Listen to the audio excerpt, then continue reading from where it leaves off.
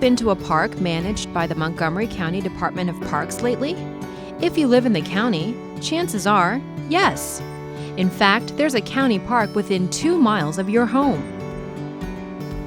With more than 400 parks and amenities across 37,000 acres of land, the Montgomery County Park System is often cited as one of the prime reasons people choose to live here.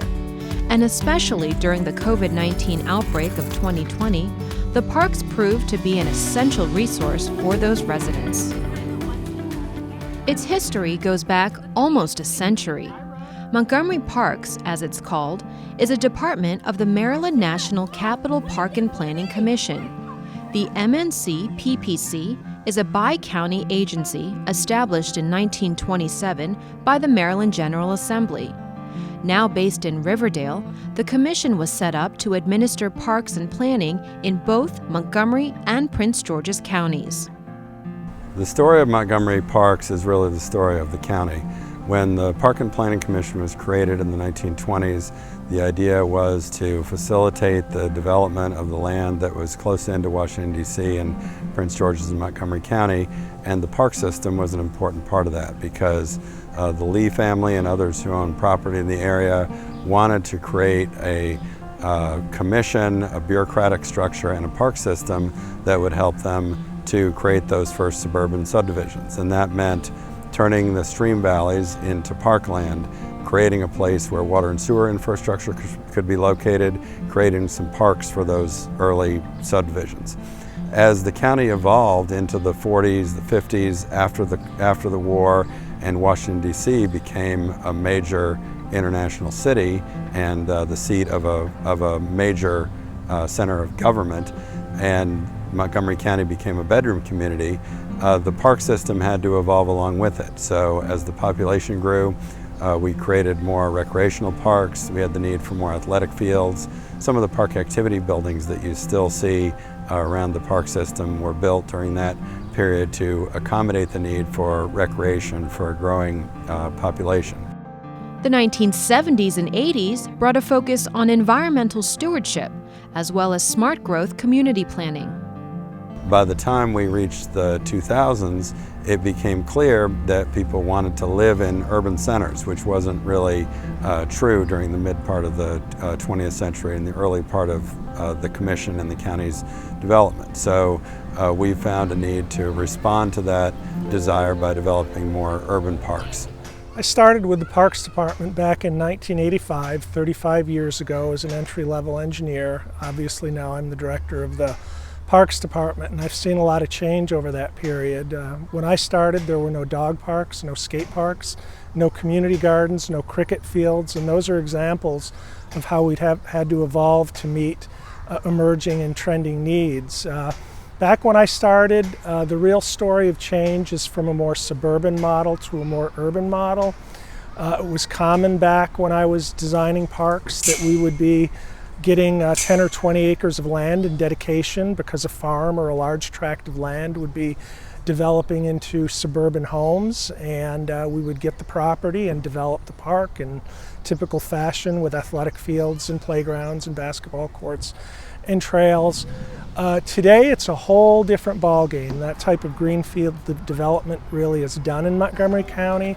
Now our growth is occurring and is projected to continue to occur in more urban areas. The council has been very supportive of our efforts with funding, and we just want to make sure that 50 or 100 years down the road that we have the award-winning system in Montgomery County for all our residents that we do today. The first regional park in the Montgomery County system was Wheaton Regional, which opened in 1961. Then, the system comprised 27,000 acres. But as the D.C. suburbs grew, so did the land acquisitions, both big and small.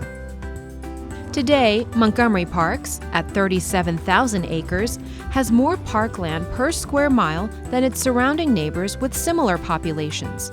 In fact, if you include county, state, federal, municipal, HOAs, and WSSC holdings, Montgomery County has more than 64,000 acres of parkland, which represents about 20% of the county's land. The M-NCPPC oversees the Montgomery County Department of Parks, the Montgomery County Planning Department, the Prince George's County Department of Parks and Recreation, and the Prince George's County Planning Department. The M-NCPPC does not operate the Montgomery County Department of Recreation. That falls under the county's executive branch. The Commission's 10 members include 5 residents of Montgomery County and 5 of Prince George's. They serve 4-year terms, and the 5 members from each county make up that county's planning board. Since 1957, Montgomery County's planning board offices were located in downtown Silver Spring. However, they recently moved to Wheaton. More on that later. Planning board members are appointed by the Montgomery County Council. The planning department works hand in hand with the Parks Department. The county executive recommends its budget, and the council approves it. And that carries unanimous. The County Council approves the parks budget every single year, so we have to work together to figure out how much funding is necessary for maintenance of parks, for activation, for new activities at parks, and for acquisition of new parks. As the Council's lead for parks, I serve as the point person on the County Council for all issues related to our parks, and as a liaison between the County Council and the Parks Department. I spent a lot of time meeting with residents, talking about issues affecting the parks. I spent a lot of time visiting the parks to see how things are going, how progress is happening. For many years, Montgomery Parks was headquartered in Silver Spring at a former elementary school. It too recently relocated to Wheaton. Montgomery Parks includes divisions that not only handle park management and development, but natural resources stewardship, wildlife ecology, trail planning, archaeology, history and cultural resources, facilities management, and policing. Park Police, we have 94 sworn officers and 21 civilians that help augment the mission of Park Police. So our officers, we patrol roughly 500 acres of commission property, and we do that in various modes of travel. We have motorcycle, horseback, foot, vehicle, bicycle, and we even have a boat. We also have 38 volunteers. The unique thing about being a park police officer is that we do have an extensive trail system. So one day an officer may come in and ride the bicycle on the trail, looking for violations to educate the public, as well as enforcing the rules and regulations. There may be someone lost on a trail. We do traffic. We have 3 parkways that we enforce the rules on: Sligo Creek, Beach Drive, and Little Falls. So traffic is involved in that day. We also respond to calls for service that range from a maintenance issue, which could be a downed tree, or perhaps some dumping, to something a little bit more serious like an altercation between 2 citizens. Weather also impacts what our officers may do on a daily basis. I remember, 10 years ago or so, we had a hurricane, and maybe about 15 years for that, we had the dam that flooded Colesville Road. That has a huge impact on what our officers may do that day. As you can see, managing a complex park system is a challenging and unpredictable business. In addition to floods, a devastating derecho, an infestation of the emerald ash borer, or these days, a worldwide pandemic. Whatever the challenge, park staff makes it a priority to meet the needs of the community. You're all in. Serving more than 1 million Montgomery County residents, along with visitors from all over the region and the world, Montgomery Parks recognizes the great geographic, economic, racial, and ethnic diversity here. Parks and rec agencies at their core have always been focused on equity, but now we run all of our capital investment through an equity lens. We look at all kinds of demographic data. Our goal is that we want to make sure our parks are available and accessible and welcoming to everyone. On that note, this month is the 30th anniversary of the Americans with Disabilities Act. I'm very proud that we've spent a lot of money making both programs accessible and our facilities accessible in the parks. And again, we will continue to make sure that all of our facilities, our programs are welcoming and accessible to everyone in the county. Sustainability is a priority too. While environmental concerns have always been on the forefront, they're ramping up even higher, and Montgomery Parks has become a leader in sound environmental practices. The big area that we're using to make things more sustainable is renewable energy. And as you can see here, we are at South Germantown Recreation Park. We have a solar field here. We also have another solar field at Rock Creek Regional Park. And these parks combined will offset 2,500 tons of greenhouse gases annually. So that can convert to about enough electricity to power roughly 400 homes in a typical year. So renewable energy. Also, in addition to our solar fields, we have a couple parks that have solar panels on the roof of some of the small buildings. Another sustainability measure is rainwater harvesting. We have two big sites. Probably our biggest one is Brookside Gardens. We have a 25,000-gallon underground cistern for collecting rainwater, storing it, and then ultimately using it to water all of the plants and the rose bushes at Brookside. Another one we have is at Maydale Nature Classroom. This is a big project that we're still working on. We have solar panels there, and we also have another underground cistern that will be used to flush the toilet there and also the sink to wash your hands. Another measure that we are taking to make sure that our parks and our communities are sustainable is by having LEED certified buildings. We have a new headquarters in downtown Wheaton, and that building is LEED certified. And as always, we always encourage everybody to recycle and to compost. If anybody's interested in gardening, we have community gardens scattered across the county that have composting there. And then always remember, in Montgomery County, we have a dual stream system for recycling. So we separate our paper and cardboard and our commingled materials, which is your plastics and glass and all like that. From solar panel projects to stream monitoring, from mowing fields to managing nature centers, from running the carousel to renovating playgrounds, there's a lot to do. The FY21 total operating budget for the Parks Department is approximately $130 million, and that includes more than 700 full-time employees and 400 seasonal workers and contractors. The Montgomery Parks Foundation also helps raise money and provide support for the parks. And then there are the hundreds of park volunteers. We're very fortunate in parks to have a huge volunteer support group that helps out with many volunteer opportunities. Unfortunately, during COVID times, we've had to put the programs on hold, but we hope to eventually bring volunteers back. Some of the volunteer activities that happen in the parks is we have people help out with our beautiful gardens at Brookside. We have people help out at our gardens at our nature centers. We have archaeology volunteers. We have historic property volunteers. Our big shows like Wings of Fancy and the light show at Brookside Gardens and our Harvest Festival. Unfortunately, this year we've had to put them on hold.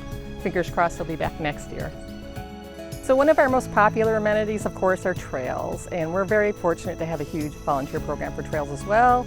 We have trail rangers who do inspections quarterly, and whenever they're out there, they let us know if there's trees and stuff across the trails. We have lots of other helpers in the parks on our trails, Eagle Scouts and work groups like the Friends from Moore. One of our most popular volunteer opportunities are park cleanups. Right now our big park cleanups are on hold, but you can help by individually carrying a bag with you when you go out on a trail or in a park and just picking up trash carefully as you go along. As of August 2020, there are 424 parks in the system, and they range from huge regional parks such as Black Hill and Boyd's to small pocket parks such as Acorn Park and Silver Spring. In between, there are recreational parks, Stream Valley parks, local parks, neighborhood parks, special parks, and conservation parks. And don't forget about the ones for our beloved pets. In addition, Montgomery Parks supports more than 250 miles of trails, both paved and natural surface, and 4 lakes. The largest is over 500 acres. For the sports-minded, there are 363 athletic fields, 303 outdoor tennis courts and 2 indoor tennis centers, 276 playgrounds, 229 basketball courts, and 21 volleyball courts. Adding to the opportunities, count in 11 community gardens, 7 cricket fields, 4 golf courses, 3 skate parks, 2 ice skating complexes, 2 archery ranges, and 2 miniature trains. And don't forget about the historic carousel, miniature golf course, driving range, splash playground, Tai Chi court, BMX track, and a full-service campground. Through public-private partnerships, there are 6 equestrian centers, a soccer complex, a baseball stadium, an outdoor ropes course, and more.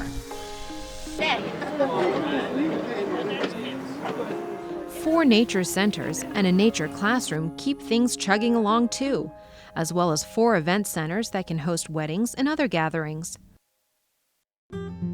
Dozens of historic sites and museums explore our collective history.